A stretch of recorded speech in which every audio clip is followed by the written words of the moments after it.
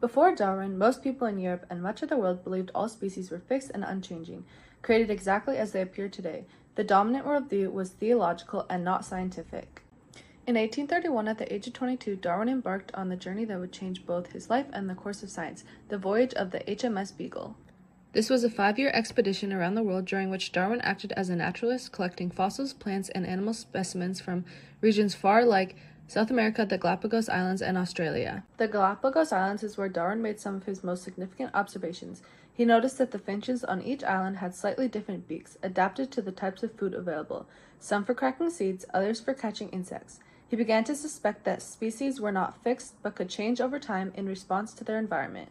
These observations planted the seed for what would later become one of the most revolutionary scientific theories in history.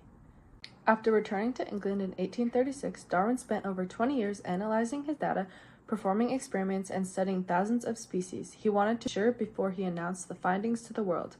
Finally, in 1859, he published his book, On the Origin of Species. In it, Darwin proposed theory of evolution by natural selection. The main idea from his book was organisms produce more offspring than can survive. Those with traits better suited for their environment are more likely to survive and reproduce. Over time, these advantageous traits become more common in the population. In other words, nature selects which traits are passed on, hence the term natural selection. Darwin's theory provided a natural explanation for the diversity of life, removing the need for supernatural creation. It unified biology and set the stage for modern genetics and ecology. In 1871, Darwin published The Descent of Man, where he applied evolutionary theory to human beings. He argued that humans and other primates share a common ancestry, a claim that deeply shocked Victorian society.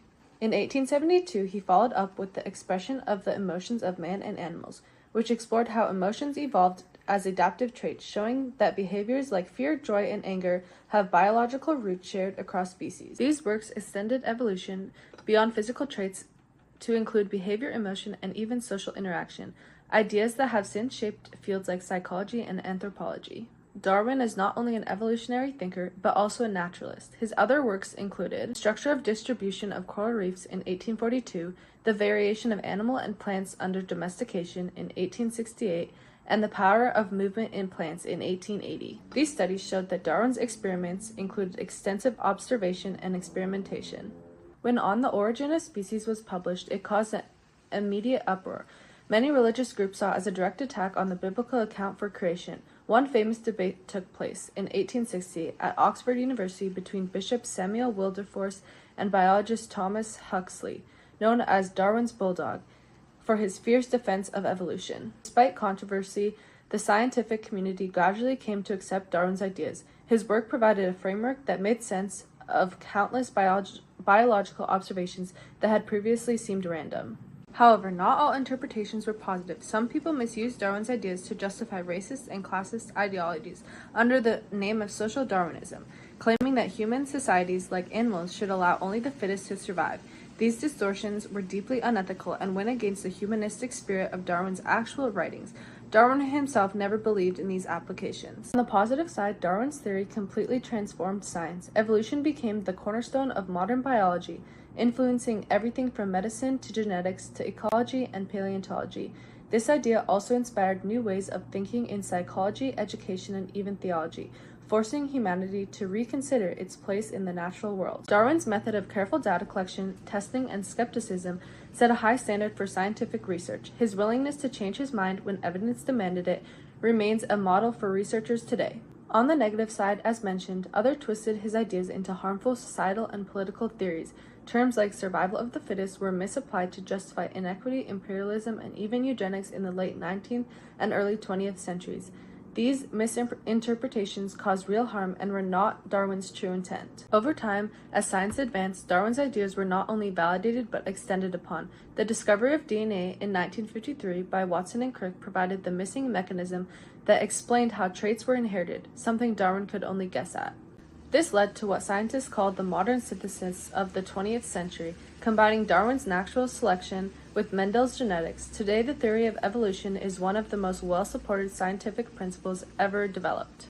Darwin has become one of history's biggest scientists, often mentioned alongside Isaac Newton and Albert Einstein.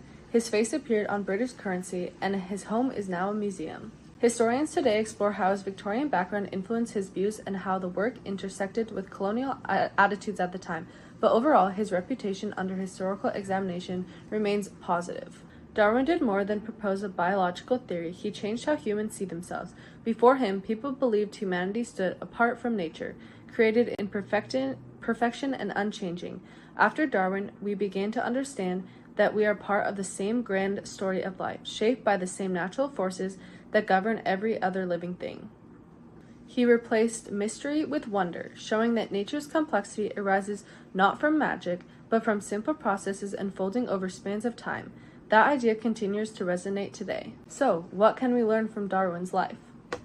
Charles Darwin did not set out to change the world. He simply followed his observations to their logical conclusions. Yet in doing so, he revolutionized science, challenged dogma, and revealed the beautiful, dynamic story of life on Earth. As Darwin himself once wrote, "There is grandeur in the view of life, with its several powers having been originally breathed into few forms, or into one, and that, whilst the planet has gone cycling on according to the fixed law of gravity, from so simple a beginning endless forms, most beautiful and most wonderful have been, and are being evolved." Thanks for listening, and I hope you have a great week.